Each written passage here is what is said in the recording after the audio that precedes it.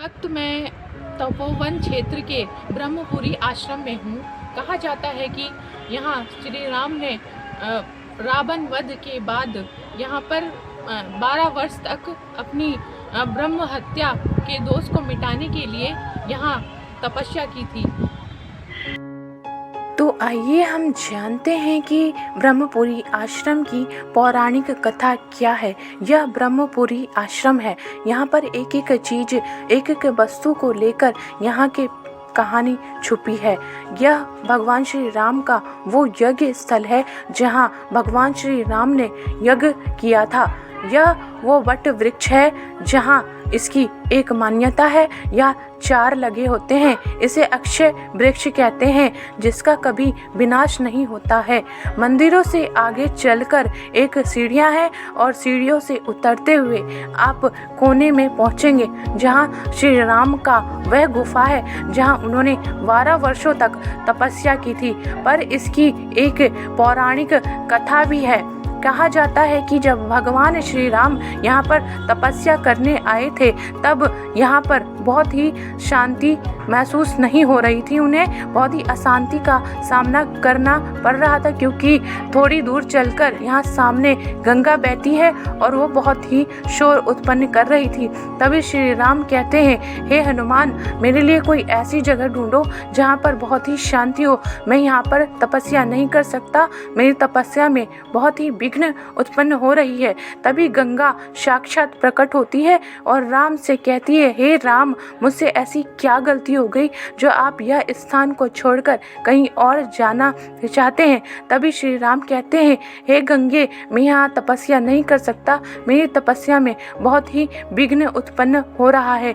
हे गंगे, मैं यहाँ से जाना चाहता हूँ। तभी गंगा कहती है कि हे नारायण, आप तो साक्षात हैं और मैं आपके रोज दर्शन हो, इससे सौभाग्य की बात मेरे लिए क्या हो सकती है। मैं आपसे कहती हूँ कि मैं 40 से 50 मीटर की दूरी तक बहुत ही शांत बहूँगी और शांत रहूँगी ताकि आपकी तपस्या में कोई विघ्न उत्पन्न नहीं हो।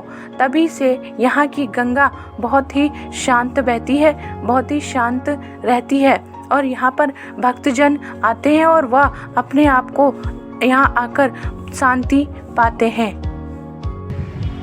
ये पौराणिक स्थान है। इसका नाम है श्री राम तपस्थल आश्रम सनकादिक भागवत पीठ आनंद घाट ब्रह्मपुरी ऋषिकेश। यहाँ स्कंद पुराण के केदार खंड में कथा आई है।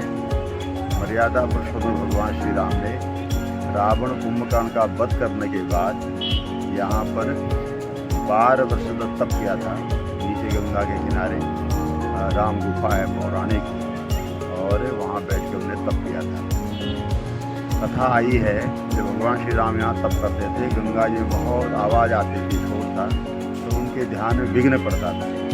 भगवान श्री राम ने हनुमान जी से कहा कि हनुमान जी, आप कोई शांत और एकांत जगह खोजो जहाँ हम शांति से ध्यान और जप करें। प्रातःकाल से गंगा स्नान करने गए, भगवती गंगा जी प्रकट हुई।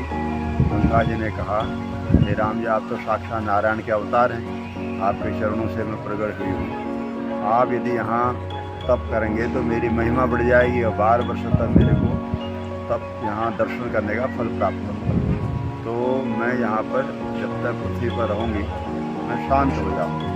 तो आप देखिए गंगा जी में कोई भी ध्वनि नहीं है, कोई आवाज़ नहीं, बहुत शांत है। ये करीब 50 मीटर में हमको आवाज़ नहीं है। तो राम गुफा के पास में एक बहुत बड़ी शिला है, हनुमान शिला, जहाँ पर हनुमान जी बैठ करके भगवान श्री राम जी की वहाँ सुरक्षा करते थे। राम दुआरे तुम रखवारे, होत न आज्ञा बिन पैसारे। तो ये कथा तो ये आई है। दूसरी कथा है यहाँ, ये भागवत पीठ है। 4 भागवत पीठ में से एक भागवत पीठ है।